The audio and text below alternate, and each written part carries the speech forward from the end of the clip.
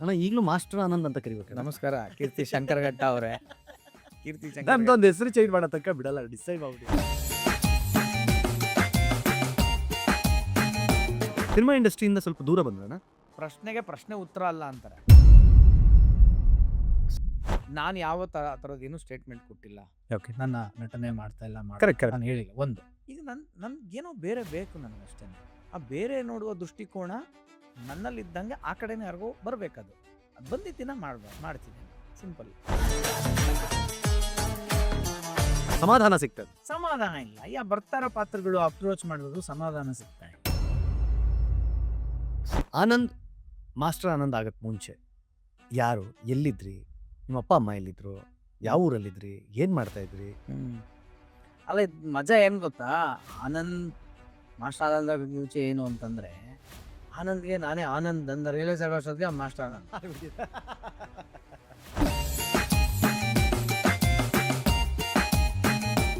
Hi ನಮಸ್ಕಾರ, ನಾನು ನಿಮ್ಮ ಕಿರಿಕೀರ್ತಿ ಪಾಡ್ಕಾಸ್ಟ್ನ ಮತ್ತೊಂದು ಹೊಸ ಎಪಿಸೋಡ್ಗೆ ಸ್ವಾಗತ.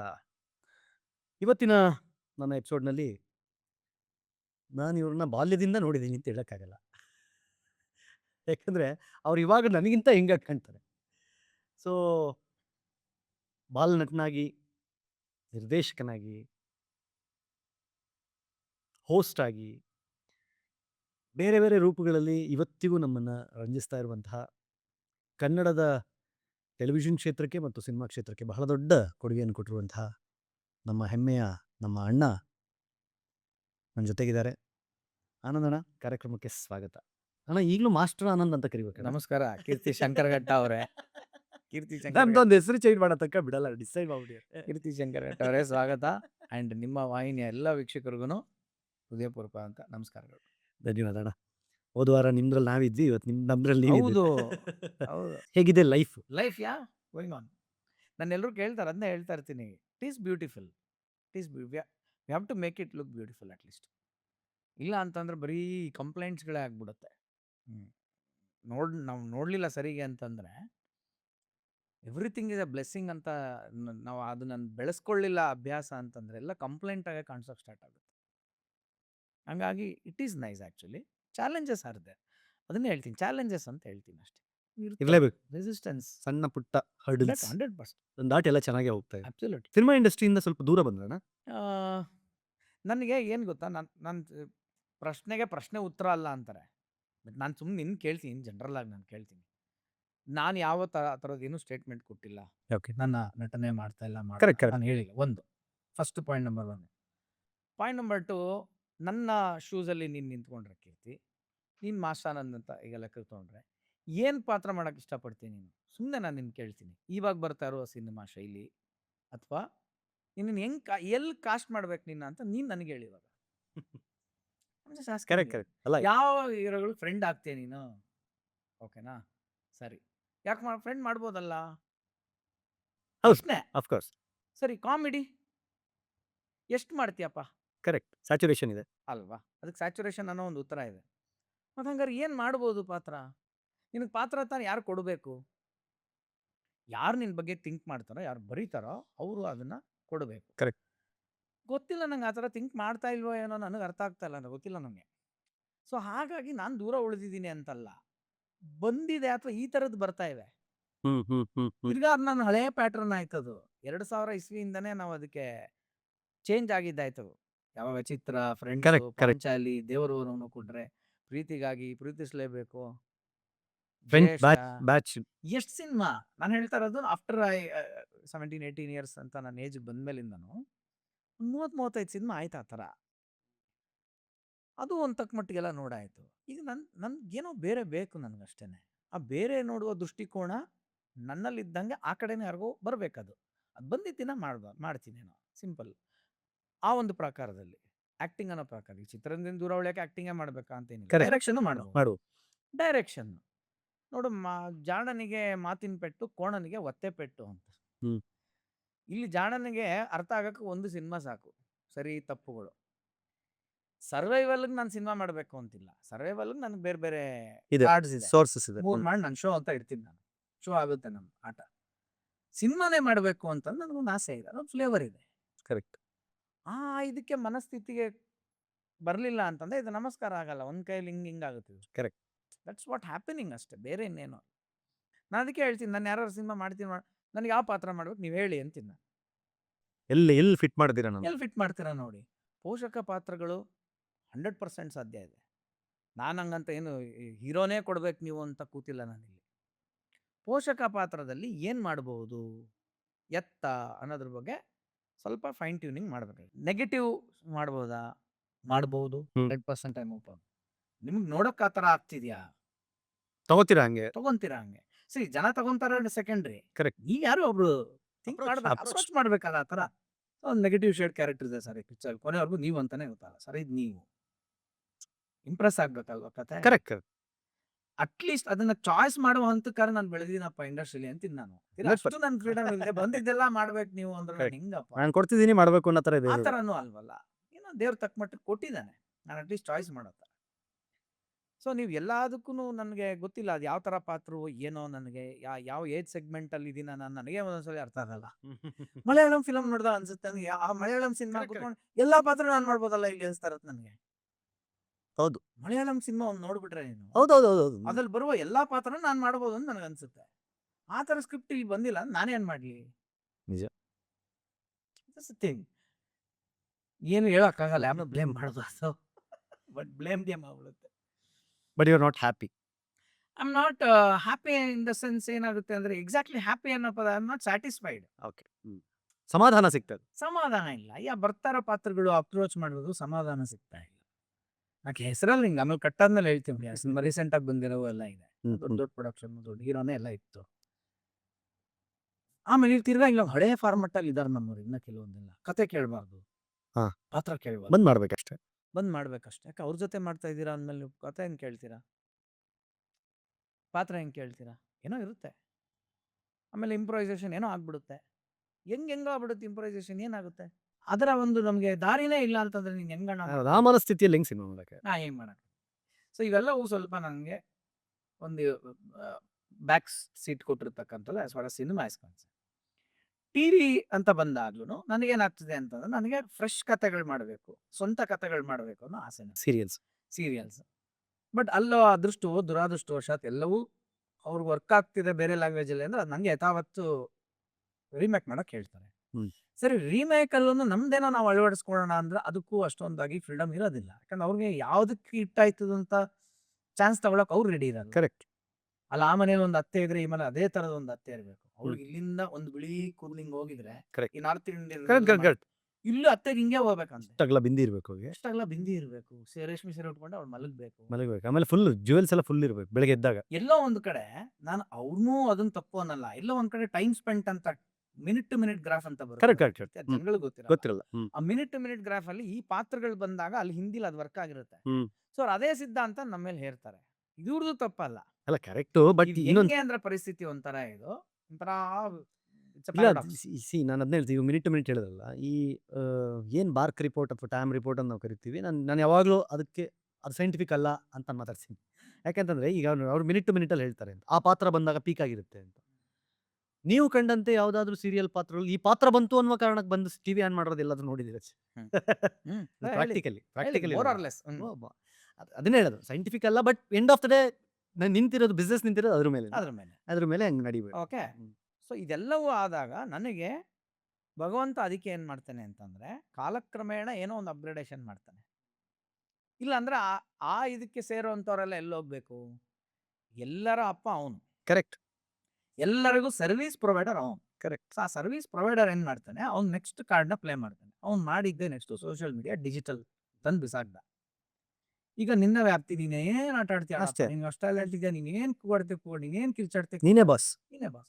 ಅದಕ್ಕೆ ನಾನು ಯಾರೇ ಇವತ್ತು ನಮ್ಗೆ ಚಾನ್ಸ್ ಕೊಟ್ಟಿಲ್ಲ ಸರ್, ನಮಗ್ ಚಾನ್ಸ್ ಬೇಕು, ನಂಗೆ ಇದೆಲ್ಲ ಹೇಳಲೇಬೇಡಿ ಅಂತೀನಿ. ಕರೆಕ್ಟ್. ಯಾಕಿಲ್ಲ ನಂದು ನಿಮ್ಗೆ ಸೇಮ್ chance? ಡೈಲಾಗ್.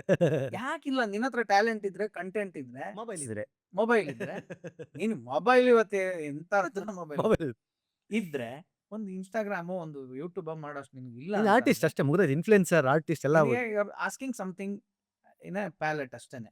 ಈಗ ನಿಮ್ಮ ಕಾಲದಲ್ಲಿ ನನ್ನ ಪ್ರಕಾರ ರೇಡಿಯೋದಲ್ಲಿ ಸಿಗುವ ಒಂದು ಅವಕಾಶ ಅಥವಾ ಟೆಲಿವಿಷನ್ ಅಲ್ಲಿ ಒಂದು ಸಿಗುವ ಅಯ್ಯೋ. ಅವಕಾಶ, ಸಿನಿಮಾ ಬಿಟ್ಬಿಡಿ, ದೂರದ ಮಾತು. ಅಯ್ಯೋ, ದೂರದ ಮಾತು, ದೂರದ ಮಾತು. ದೂರದ ಮಾತು. ಅಂತಹ ಸಂದರ್ಭದಲ್ಲಿ ಸರ್ವೈವ್ ಆದವ್ರು ನೀವು. ಮತ್ತೆ ಇವತ್ತು ನಾನು ಅದೇ ಹೇಳ್ತಿದ್ದೆ, ಇವತ್ತು ಬೆಳಗ್ಗೆ ನೀನು ಮನ್ಸು ಮಾಡಿದ್ರೆ ಸಾಯಂಕಾಲಕ್ಕೆ 1 ಮಿಲಿಯನ್ ವ್ಯೂ ತಗೋಬೋದು ನೀನು. 10 ಲಕ್ಷ ಜನ ನೋಡಿರ್ಬೋದು ನಿನ್ನ. ಇದ್ರಲ್ಲಿದೆ. ಜನ ಆದ್ರೂ ಕೆಲವರು ನಮ್ಗೊಂದು ಚಾನ್ಸ್ ಕೊಡಿ, ನಮ್ಗೊಂದು ಟ್ಯಾಲೆಂಟ್ ತೋರಿಸ್ತೀವಿ ಅನ್ನೋ ಈಗಲೂ ನನಗೆ ಯಾರು ಕತೆ ಹೇಳಕ್ಕೆಲ್ಲ ಬರ್ತಾರಲ್ಲ ಅವ್ರಿಗೆ ಅದನ್ನ ಹೇಳ್ತೀನಿ ನಾನು. ನೀನ್ ಇವತ್ತು ಜಾಕಿ ಚಾನ್ ಕತೆ ಹೇಳ್ಬೋದು ಗುರು, ಇನ್ನೊಂದು DM ಹೊಡಿತಾನೆ ಯಾವತ್ತೋ ಒಂದಿನ ಅವ್ನ ತಲೆ ಕೆಡುತ್ತೆ. ಕರೆಕ್ಟ್. ನೀನ್ ಯಾವ ಹಾಲಿವುಡ್ ಅನ್ಬೇಕಾದ್ರೆ ನಿಮ್ ಆಸೆ ಇತ್ತು ಅಂದ್ರೆ ಟೈಮ್ ಹೊಡೆಯುತ್ತೆ, ದೊಡ್ಡದು ಕೊಡಿ, ನನಗೇನಕ್ಕೆ ಕತೆ ಹೇಳ್ತಾನೆ, ಮಾಡೋ ಇಂಟ್ರೆಸ್ಟ್ ಇಲ್ಲ ನಾನು. ಈ ತರದಲ್ಲಿ ಏನಾಗ್ತಾ ಇದೆ, ಸುಮಾರು ಲೇಯರ್ಸ್ ಇದೆ ಕೀರ್ತಿ. ಅದನ್ನ ನಾನು ಒಂದೇ ಕಾರಣದಿಂದ ನಾನು ದೂರ ಉಳಿದಿದ್ದೀನಿ ಅನ್ನೋದು ನಿಜ. ನಾನು ಆ ಸ್ಟೇಟ್ಮೆಂಟ್ ಕೊಡಕ್ಕಾಗಲ್ಲ. ಬಟ್ ಇವಾಗ ಡಿಜಿಟಲ್ ಖುಷಿ ಕೊಡ್ತಿದ್ಯಾ? ತುಂಬಾ ನೆಮ್ಮದಿ ಕೊಡ್ತಾ ಇದೆ, ತುಂಬಾ ನೆಮ್ಮದಿ ಕೊಡ್ತಾ ಇದೆ. ನಿಂದು ಅಂತ ಅನ್ಸುತ್ತೆ ನಿನಗೆ, ಮತ್ತೆ ನಿನಗೆ ನಿನ್ ಹಾರ್ಡ್ ವರ್ಕ್ ಮತ್ತೆ ನಿಂದೊಂದು ಸ್ಟ್ರಾಟಜಿ ಇರುತ್ತೆ ಗೊತ್ತಾ. ನಿನ್ ಸ್ಟ್ರಾಟಜಿಗೆ ಯಾರು ಮತ್ತೆ ಕಡ್ಡಿ ಆಡೋರ್ಸೋದಿರೋದಿಲ್ಲ. ಕರೆಕ್ಟ್. ಅದು ಹಿಟ್ಟಾದ್ರೂ ನಿನ್ ಸ್ಟ್ರಾಟಜಿ ವರ್ಕ್ ಆಯ್ತು ಅಂತ, ಫ್ಲಾಪ್ ಆದ್ರೆ ನಿನ್ಗೊಂದು ಲೆಸನ್. ಹಿಂಗ್ ಮಾಡಬಾರ್ದು, ಆಮೇಲೆ ಹೆವಿ ಲಾಸ್ ಫೇಸ್ ಮಾಡೋ ಅಂತದಿಲ್ಲ ಏನಿಲ್ಲ. ಒಂದ್ ಲೆಕ್ಕದಲ್ಲಿ ಹೌದು. ಲಾಸು. ಆದ್ರೆ ಇವತ್ತಿನ ಮಟ್ಟಿಗೆ ಇದು ಕಲಿತೆ ನಾನು ಕಲಿಕೆ. ಮತ್ತೆ 4-5 ಜನ ಹೇರಿ ಆಗುವ ಫೇಲ್ಯೂರ್ಗೆ ನಾನ್ ತಲೆ ಕೊಡ್ತಾ ಇದ್ದಿದ್ದೆಲ್ಲ ದಿನಗಳಿತ್ತು ಗೊತ್ತಾ, ನಿಜ. ಅದೆಲ್ಲ ಇವಾಗಿಲ್ಲ. ಸೊ ಅಂದ್ರೆ ಒಂದಿರುತ್ತೆ ಒಂದಿರಲ್ಲ ಅಣ್ಣ, ಅಷ್ಟೇ. ನೀನ್ ಫಿಕ್ಸ್ ಆಗ್ಬೇಕು. End of the day are happy, peaceful matters. ಅದು ನನ್ನ ಲೆಕ್ಕ. And you are getting positive response ಅಂತಂದ್ರೆ ಮುಗಿದೈತಿ. Absolutely. And this is one beauty ಏನು ಅಂತಂದ್ರೆ, ನಿಮಗೆ ಸಿನಿಮಾದಲ್ಲಿ ಥಿಯೇಟರ್ಗೆ ಹೋಗಿ ರೆಸ್ಪಾನ್ಸ್ ನೋಡಬೇಕು, ಟೆಲಿವಿಷನ್ ಅಲ್ಲಿ ರೇಟಿಂಗ್ ನೋಡಿ ಸಕ್ಸಸ್ ನೋಡಬೇಕು. ಇಲ್ಲಿ ನಿಮ್ ಕೈಯಲ್ಲೇ ಅಲ್ಲ, ರಿಯಲ್ ಟೈಮಲ್ಲಿ ಗೊತ್ತಾಗ್ತಾ ಇರುತ್ತೆ ನಿಮ್ Real ಸಕ್ಸಸ್. time ಅಲ್ಲಿ ಗೊತ್ತಾಗ್ತಾ ಇರುತ್ತೆ. ಆಮೇಲೆ ಇದರ ಇನ್ನೊಂದು ಮಜಾ, ಮತ್ತೆ ಇದು ತುಂಬಾ ದೊಡ್ಡ ವಿಷಯ ಇದು. ಆಕ್ಚುಲಿ ಸೋಷಿಯಲ್ ಮೀಡಿಯಾ ಸರ್ವೈವ್ ಆಗೋದು ಈಸಿ ಅಲ್ಲ. ಯಾಕೆ ಅಂತ ಹೇಳ್ತೀನಿ ಅಂತಂದ್ರೆ, ಇವಾಗ ಕೀರ್ತಿ ಅಂದ್ಬಿಟ್ಟು ಅಂತ ಯಾರೋ ಒಳಗ್ ಬರ್ಬೋದು ಒಂದಿನ, ಬಟ್ ನಿನ್ನಲ್ಲೇ ಸ್ಟೇ ಆಗ್ಬೇಕಂದ್ರೆ ನಿನ್ನ ಹತ್ರ ಕಂಟೆಂಟ್ ಇಲ್ಲ ಅಂದ್ರೆ ಯಾರೋ ಸ್ಟೇ ಆಗಲ್ಲ. ಮೊನೋಟನಸ್ ಆದ್ರೆ ಜನ ನೋಡಲ್ಲ. ಮೊನೋಟನಸ್ ಆದ್ರೆ ಜನ ನೋಡಲ್ಲ. ಸೊ ನಿನ್ ಲರ್ನಿಂಗ್, ನಾನು ಇಲ್ಲಿ ಹೆಂಗ್ ಈಜ್ಬೇಕು ಅನ್ನೋದು ಪ್ರತಿದಿನ ನಿನ್ ಲರ್ನಿಂಗ್ ಅಲ್ಲಿ ಇದೆ. ನಾನು ಅಪ್ಗ್ರೇಡ್ ಆಗ್ತಾ ಇದೀನಿ, ಟೆಕ್ನಾಲಜಿ ಬಂದ್ಕೊಂತ ಇದೀನಿ. ನೆಕ್ಸ್ಟ್ ನಾನು 10 ವರ್ಷಕ್ಕೆ ನಾನು ಆಲ್ರೆಡಿ ರೆಡಿ ಇದೀನಿ, ಆಟ ಗೊತ್ತು. ಸೊ ನಾನು ಐ ಆಮ್ ಹ್ಯಾಪಿ. ನಮ್ಮ ಪಾಡ್ಕಾಸ್ಟ್ ಅಲ್ಲಿ ಯೂಶಲಿ ಹೆಂಗೆ ಅಂದ್ರೆ, it's journey of your life. ಒಂದು ಫೈಲ್ ತರ ಇರುತ್ತೆ. ಸೊ ಒಂದ್ ಕಡೆ ಎಲ್ಲ ಇರಲಿ. ಸೊ ಹಾಗಾಗಿ I go back to your initial days of your life. Anand, master Anand ಆಗಕ್ ಮುಂಚೆ ಯಾರು, ಎಲ್ಲಿದ್ರಿ, ನಿಮ್ಮ ಅಪ್ಪ ಅಮ್ಮ ಎಲ್ಲಿದ್ರು, ಯಾವ ಊರಲ್ಲಿದ್ರಿ, ಏನ್ ಮಾಡ್ತಾ ಇದ್ರಿ? ಅಲ್ಲ, ಮಜಾ ಏನ್ ಗೊತ್ತಾ, ಆನಂದ್ ಮಾಸ್ಟರ್ ಆನಂದ್ ಮುಂಚೆ ಏನು ಅಂತಂದ್ರೆ, ಆನಂದ್ಗೆ ನಾನೇ ಆನಂದ್ ಅಂತ ರಿಯಲೈಸ್ ಆಗೋ ಅಷ್ಟೊತ್ತಿಗೆ ಮಾಸ್ಟರ್ ಆನಂದ್ ಅಲ್ವಾ. 4 ವರ್ಷಕ್ಕೆ ನಾ ಸಿನಿಮಾ ಮಾಡಿದಾಗ ಒಂದ್ ಮಗು ಅದ್ರ ಹೆಸರು ಯಾವಾಗ ಜ್ಞಾಪಕ ಇರುತ್ತೆ ಹೇಳು. ಅವ್ನು AKG ಬಂದ್ಮೇಲಿಂದ ಸ್ವಲ್ಪ my father name is Ramamurthy, my mother name is Seethalakshmi, my name is so and so. ಅದ್ ಹೇಳೋ ಅಷ್ಟೊತ್ತಿಗೆ ಆಲ್ರೆಡಿ ಒಂದು ಲೇಬಲ್ ಇತ್ತಲ್ಲ. ಕರೆಕ್ಟ್. ಸೊ ಹಾಗಾಗಿ ಆ ಥರದ್ದು ಏನು ಇಲ್ಲ, ಅದು ಆ ಥರದ ನೆನಪುಗಳೇ ಇಲ್ಲ ನನಗೆ. ಇನ್ನೂ ಮಜಾ ಹೇಳ್ತೀನಿ, ಯಾವ ಥರ ಅಂದರೆ, ಒನ್ ಫೈನ್ ಡೇ ನಾನು ಒಂದು 3rd or 4th ಏನೋ ಇದ್ದೆ. ಆವಾಗ ಚೆನ್ನೈಗೇನೋ ಹೋಗಿದ್ವಿ ನಾವು, ತಂದೆ ಮನೆ ಕಡೆ ಕಸಿನ್ ಯಾರ್ದೋ ಅವ್ರದ್ದು. Age 3rd 4th. 3rd standard 4th standard ಇದ್ದೆ ನಾನು. ಸೊ ಅಲ್ಲಿ ಚೆನ್ನೈಗೆ ಹೋಗಿದ್ದೀವಿ ನಾವು. ರೋಡಲ್ಲೆಲ್ಲ ನಡ್ಕೊಂಡು ಹೋಗ್ತಾ ಇದೀನಿ, ಸಾಯಂಕಾಲ ಎಲ್ಲ ಅಂದರೆ ಎಲ್ಲರೂ ಹಿಂಗೆ ಪಾಸ್ ಆಗ್ತಿದ್ದಾರೆ, ಯಾರು ನನ್ನ ಮಾತಾಡಿಸ್ತಾ ಇಲ್ಲ. ನನಗದು ಹೊಸ ಅನುಭವ. ಎಲ್ಲಿ ಬಂದಿದ್ದೀನಿ ನಾನು, ಯಾರು ನನ್ನ ಮಾತಾಡಿಸ್ತಾ ಇಲ್ವಲ್ಲ. ಇಲ್ಲಾದ್ರೆ ಎಲ್ಲರೂ ಮಾತಾಡಿಸ್ತಾ ಇದ್ರು. ಅದನ್ನ ನೋಡಿರುವಂತ ಆ ಮಗುಗೆ ಇದು ಎಲ್ಲಿಗೆ ಬಂದಿದ್ದೀನಿ ನಾನು ಅಂತ, ಯಾವ್ದೋ ಅಂಗಡಿಗೆ ಹೋಗ್ತೀನಿ, ಅಂಗಡಿಯವರೆಲ್ಲ ಇಸ್ಕೊಂತ ಮಾಡ್ತಾರೆ. ಸೊ ಅಂದ್ರೆ ನಾನು ಹೇಳ್ತಾ ಇರೋದು ಏನಂದ್ರೆ, ಅಂತ ಮುಗ್ಧತೆ ಮತ್ತು ಬಾರ್ಡರ್ಗಳಿದೆ ಅಂತಾನೆ ಗೊತ್ತಿಲ್ಲ, ಭಾಷೆಗಳಿದೆ ಅಂತಾನೆ ಗೊತ್ತಿಲ್ಲ. ನಂಗೆ ಚಿಕ್ಕ ವಯಸ್ಸಿಂದ ನಾನು ಎಲ್ಲಾರು ಬಂದ ತಕ್ಷಣ ಕೆನೆ ಮಾತಾಡ್ಸೋದು, ನಮ್ಮ ಅಪ್ಪನ ಮಾತಾಡ್ಸೋದು, ನಾನು ಮಾತಾಡ್ಸೋದು, ತಿರ್ಗಾ ಇನ್ನೆಲ್ಲ ಹೋಗ್ತಾ ಅಲ್ಲಿ ಮಾತಾಡ್ಸೋರು. ಸೊ ಎಲ್ರಿಗೂ ಪ್ರಪಂಚದಲ್ಲಿ ಎಲ್ರಿಗೂ ಪರಿಚಯ, ಯಾರು ಪರಿಚಯ ಇಲ್ಲ. ಎಲ್ಲೋ ದೂರದಲ್ಲಿ ಇರ್ತಿದ್ರು ಹಾಯ್ ಅಂತಾರಲ್ಲ, ಅವ್ರು ಫಸ್ಟ್ ಟೈಮ್ ನೋಡ್ತಾ ಇದ್ದ ನಾನು ಹಾಯ್ ಅಂತಾರ. ಇದು ಒಂದು ನನ್ಗೆ ಇದ್ದಂತಂದಿತ್ತು. ಇನ್ನೊಂದು, ನಾವು ಸಿನಿಮಾ ಥಿಯೇಟರ್ಗಳು ಹೋದ್ರೆ 2 ಕ್ಯೂ ಹಿಂಗ್ ಡಿವೈಡ್ ಆಗೋದು. ಕೆಳಗಡೆ ಗಾಂಧಿ ಕ್ಲಾಸ್ಗೆ ಹಿಂಗ್ ಹೋಗೋರು, ಬಾಲ್ಕನಿ ಹಿಂಗ್ ಹೋಗೋರು. ನಾವು ಅಲ್ಲಿವರೆಗೂ ಕ್ಯೂ ಅಲ್ಲಿ ಹೋಗಿ ಆಮೇಲೆ ಯಾಕೆ ಹಿಂಗ್ ಡಿವೈಡ್ ಆಗ್ತೀವಿ ಅಂತ ನನ್ಗೊಂದು ತಲೆಲಿ ನನಗೆ. ಆಮೇಲೆ ನಮ್ಮಪ್ಪ ಯಾವಾಗ ನಮ್ಮ ಮೇಲೆ ಕರ್ಕೊಂಡು ಹೋಗ್ತಾರೆ, ಕೆಳಗೆ ಯಾಕೆ ಹೋಗ್ತಾ ಇಲ್ಲ. ನನ್ನ ಅಂದಾಜು ಮೇಲೆ ಕೂತ್ಕೊಂಡು ಹೋದ್ರೆ ಬೇರೆ ಸಿನಿಮಾ ಆಗ್ತಾರೆ, ಕೆಳಗೆ ಸಿನಿಮಾ ಹಂಗೆಲ್ಲ ಇದ್ದಾಗಲೇ ಸಿನಿಮಾ ಮಾಡಿದ್ದೀನಿ ನಾನು, ಅರ್ಥ ಆಗ್ತಿದ್ಯಾ. ಸೊ ಆ ಥರದ್ದು ಏನೋ ಆ ದಿನಗಳೇ ಇಲ್ಲ ನನಗೆ. ನನಗೆ ಹಿಂಗೆ ರೆಕಗ್ನೇಷನ್ ಇಲ್ಲದೆ ಹೆಂಗ್ ಬದುಕೋದು ಅಂತಾನೆ ಗೊತ್ತಿಲ್ಲ. ಬಟ್ ಅದನ್ನ ನೋಡ್ಕೊಂಡು ಈಗ ಸುಮಾರು ಕಡೆ ಓಡಾಡ್ತೀನಿ ನಾನು. ಯಾರು ಇಲ್ಲಿ ಕಂಡಿಡಿದಿರೋ ಜಾಗ ಯಾವ್ದಿದೆ ಅಲ್ಲಿ ಸ್ವಲ್ಪ ಕೂತ್ಕೊಳ್ಳೋಣ, ಇಲ್ಲಿ ಕಂಡಿಡಿದಿರೋ ಜಾಗ ಏನಿದೆ. ಈಗ ಅದಕ್ಕೆಲ್ಲ ಗೊತ್ತಾಗಿ ಸ್ವಲ್ಪ ಗೆಟಪ್ ಹಾಕೊಂಡು ಓಡಾಡೋ ಬೇರೆ ದೇಶದ ಅಂದ್ರೆ ರಾಜ್ಯಗಳಲ್ಲೆಲ್ಲ ಹೋದಾಗ, ಕೆಲವು ದೇವಸ್ಥಾನಗಳು ಕಾಮನ್ ಇರ್ತಾವಲ್ಲ, ಅಲ್ಲಿಗೆಲ್ಲಾರು ಬರ್ತಿರ್ತಾರೆ. ಇವಾಗ ಶಿರಡಿ ಹೌದೌದು. ಕೇರಳದಲ್ಲಿ ಮಹಾರಾಷ್ಟ್ರ, ಬಟ್ ಕನ್ನಡದಲ್ಲಿ ಎಷ್ಟು ಜನ ಬರ್ತಾರೆ? ನಿಜ. ಈಗ ಅಲ್ಲೆಲ್ಲ ಓಡಾಡಬೇಕು. ತಮಿಳ್ನಾಡಿನ ಯಾವ ದೇವಸ್ಥಾನಗಳು, ಆಂಧ್ರದ ದೇವಸ್ಥಾನಗಳು, where the population all will meet, ಅಲ್ಲೆಲ್ಲ ಗೆಟಪ್ ಓರಿಯೆಂಟೆಡ್ ಓಡಾಟ ಮಜಾ ಅದೊಂಥರ. ಒಂಥರ ಹಿಂಸೆ, ಒಂಥರ ಮಜಾ. ಬಟ್ ಹೆಂಗ್ ಲ್ಯಾಂಡ್ ಆಗಿದ್ದಂಗೆ ಇಂಡಸ್ಟ್ರಿ ಇದು? ನಿಮ್ ಫ್ಯಾಮಿಲಿ ಬ್ಯಾಕ್ ಡ್ರಾಪ್ ಇಲ್ಲ, ಅಲ್ಲಿ? ನಮ್ಮ ತಂದೆ ಸೆಂಟ್ರಲ್ ಗವರ್ಮೆಂಟ್ ಎಂಪ್ಲಾಯಿ. ಅವರು ಹವ್ಯಾಸಿ ಕಲಾವಿದ್ರು. ಅವ್ರಿಗೆ ಯಾಕೆ ಸೆಂಟ್ರಲ್ ಗವರ್ಮೆಂಟ್ ಹೇಳ್ತೀನಿ ಅಂತಂದ್ರೆ, ಸೋಮವಾರದಿಂದ ಶುಕ್ರವಾರ, ಸ್ಯಾಟರ್ಡೆ ಸಂಡೇ ರಜಾ, ಓಕೆ. ಪ್ರತಿ ವಾರ ರಜಾ. ಸೊ ಹಾಗಾಗಿ ಅವಾಗ ಅವರು ದೂರದರ್ಶನಲ್ಲಿ ಹೋಗಿ ಡ್ರಾಮಾಸ್ ಮಾಡೋದು, ಆಕ್ಟ್ ಮಾಡೋದು ಅವ್ರಿಗ ಆಸಕ್ತಿ ಇತ್ತು. ಓಹ್! ಓಕೆ. ಹ್ಮ್. ಒಳ್ಳೆ ಆರ್ಟಿಸ್ಟ್ ನಮ್ಮ ತಂದೆ. ಸೊ ಅಲ್ಲಿ ಹೋದಾಗ ದೂರದರ್ಶನ್‌ಗೆ ನನ್ನ ಜೊತೆಲಿ ಸುಮ್ನೆ ಕರ್ಕೊಂಡು ಹೋಗೋರು. ಯಾವ ಊರು? ಬೆಂಗಳೂರಲ್ಲಿ? ಬೆಂಗಳೂರಲ್ಲಿ. ಹ್ಮ್. ಬೆಂಗಳೂರಲ್ಲಿ. ಸೊ ಹಾಗಾಗಿ ಅದೊಂದಿತ್ತು. ಆಮೇಲೆ ನಮ್ಮ ತಾಯಿ ಅವ್ರಿಗೆ ಒಳ್ಳೆ ಬರವಣಿಗೆಗಳು, ಕವಿತೆಗಳು ಬರೆಯೋದು ಅವ್ರು. ನಾನು ಹೇಳೋದೇನು ಇಷ್ಟಪಡ್ತೀನಿ ಅಂದ್ರೆ, ನನಗೆ as a father and mother X and Y chromosome ಅಂತ ಎರಡು ತಗೊಂಡ್ರೆ, both were creative. Oh! Both are very humorous.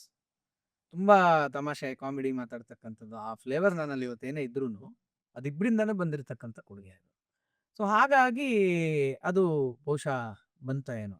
But ನಮ್ಮ ಅಪ್ಪನ್ ಬಿಟ್ಟು ಅದು ಹಿಂದಿನ ಜನರೇಷನ್, ನಮ್ಮ ತಾಯಿ ಮನೆ ಕಡೆ ಅಂತೂ ಯಾರು ಯಾರು ಕ್ಯಾಮ್ರಾ ನೋಡಿದವರು ಇಲ್ಲ. ಒಂದು ಫೋಟೋಗೂ ಸರಿಯಾಗಿ ಪೋಸ್ ಕೊಟ್ಟವ್ರು ಇಲ್ಲ. ಹಳೆ ತಾತನ ಫೋಟೋಗಳು ನೋಡೋ ಹಿಂಗಿರ್ತಾವ, ಹಿಂಗೆ ಆ ಥರದ ಫೋಟೋಗಳೇ ಇರೋದು. ಸರಿಯಾಗಿ ಫೋಟೋ ಕ್ಯಾಮ್ರಾ ನೋಡಿರೋ ಫೋಟೋಗಳು ಇಲ್ಲ. ಅದು ಹೆಂಗ್ ಬಂತೋ ನನಗೂ ಗೊತ್ತಿಲ್ಲ.